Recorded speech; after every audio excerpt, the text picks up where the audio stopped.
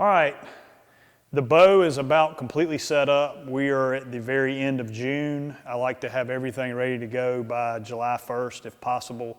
So I've got all July, August to really practice. And I thought I'd just break down our exact setup from A to Z.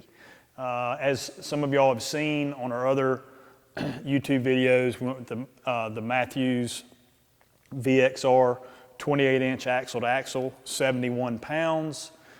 We've got the Mathews inline QAD drop away rest. Really happy with this. No fletching contacts, very well timed.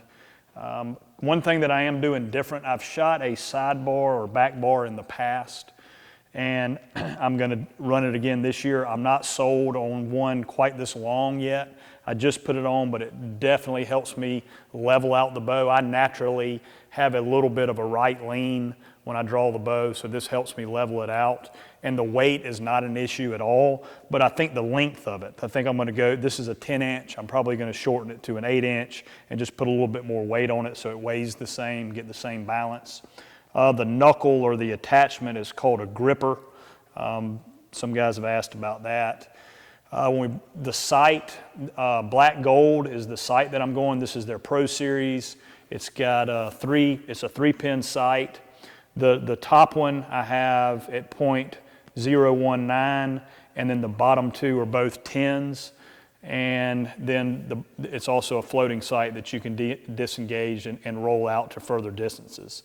I've run the sight this year. I think that helps with some torque issues, having the sight closer to you. Let's see, what else on here? A D-loop, obviously, kisser button, typical 3/16 peep sight. And then the quiver. I've used a lot of quivers over the years. This is literally the best one that I have found. I'm in love with it. It is so easy. All you do is flip this one switch, pops right off of here, and then you have a bracket just like that you can screw into a tree, or you could, if you're not allowed to do that, to screw into the tree if you're hunting public, they have a strap you can put around, and then it goes right in, and you can put it anywhere. I like to keep it close, and the other good thing about this quiver, there are 2 points of contact, so I'll get my arrow that I'm gonna shoot with out of here, and we'll get into this more when we get into tree stand setups, but you can pop this one loose and have it ready in case you need a second shot and still have some containment right there. But a really good quiver. Arrows, obviously going with the Victory Rip TKOs. I'm still trying out 2 different fletchings. This is the Tack Driver 2.75s and the Boning Heat Vanes. I've shot a bunch of groups with them, and they're so similar. I need to get a couple windy days and try them in the wind. We'll be shooting the Rage Tri-Pan broadheads.